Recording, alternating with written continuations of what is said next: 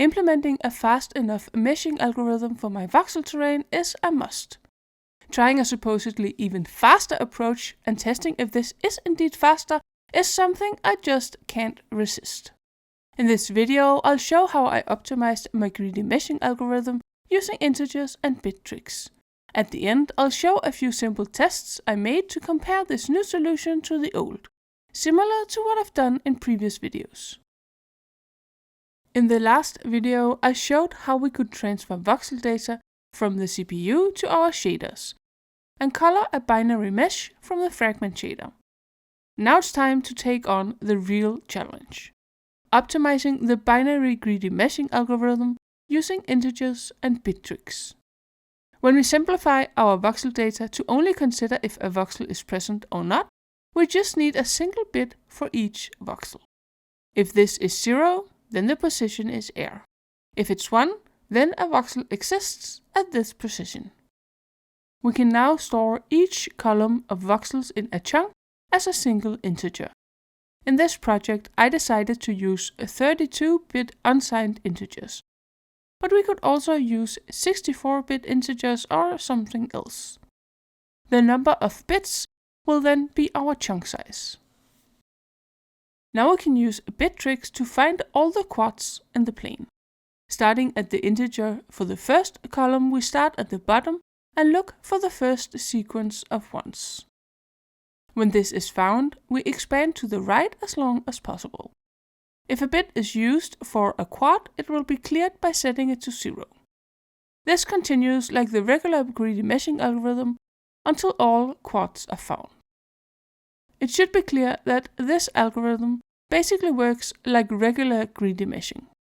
The only new idea is that using bit tricks to find the quads will be faster than the regular way. Let's look at my initial code for this. I started by creating a simple helper class called binary voxel storage. This just makes it easy to store if a voxel exists or not at a given position.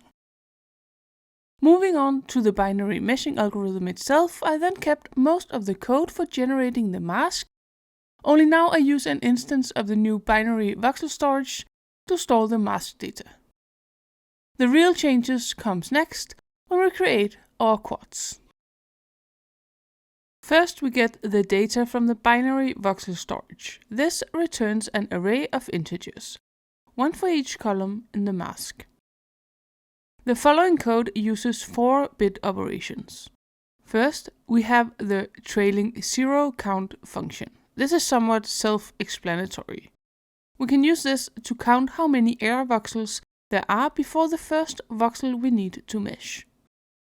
The not operation can be used to turn all zeros into ones and vice versa. If we combine this with the trailing 0 count, we can now find the number of voxels until we reach air. We can use the AND operation on two integers to get a new integer where only positions with a 1 in both will have a 1 in the result. We can use bit shifts to decide where we start looking for ones and zeros. We can shift to the right or to the left like this. Using these 4 tricks, we can go through the columns one at a time. Count the trailing zeros to see how much air should be skipped, and thus where the next quad begins. By right-shifting the column by this amount and combining the not operation and the trailing zeros function, we can then find the height of the quad.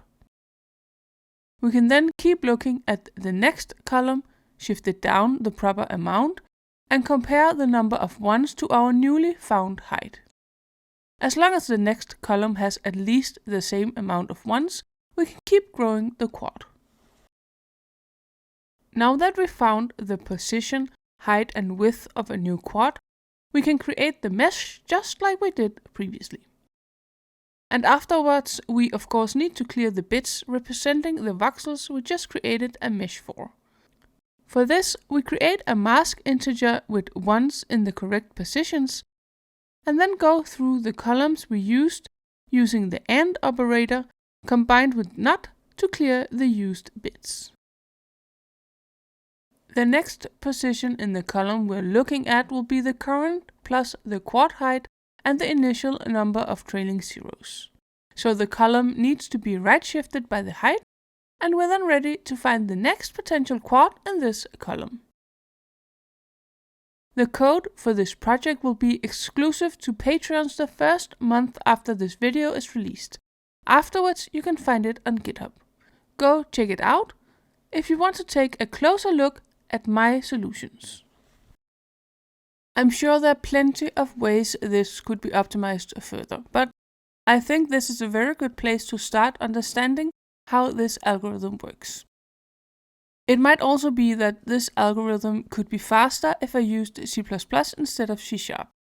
I honestly don't really know, as bit manipulation isn't really what I've spent most time working with. However, I do hope I will find time to at least compare C# and C++ versions for this in the future. If you know how to optimize the current binary greedy meshing algorithm in C#, then please let me know. I'll implement and test solutions when I have time and upload it to the GitHub repository if it turns out to be faster than the current version. The question then remains whether this new solution is actually any faster than the previous one. I used my logger class to measure performance, just like in some of the previous videos. From this, it's clear that binary meshing does generate the meshes faster than regular greedy meshing. On my setup, it's saved about a third of the time, but it is however still slower than when we just skip hidden faces in most cases. But does this even have a notable impact on the game's frame rate? Well, in my previous video where I tested and compared the frame rate of regular greedy meshing to skip hidden faces, we learned that less triangles was more important than faster meshing. Simply because while we remesh a single chunk, we still render multiple other chunks at the same time.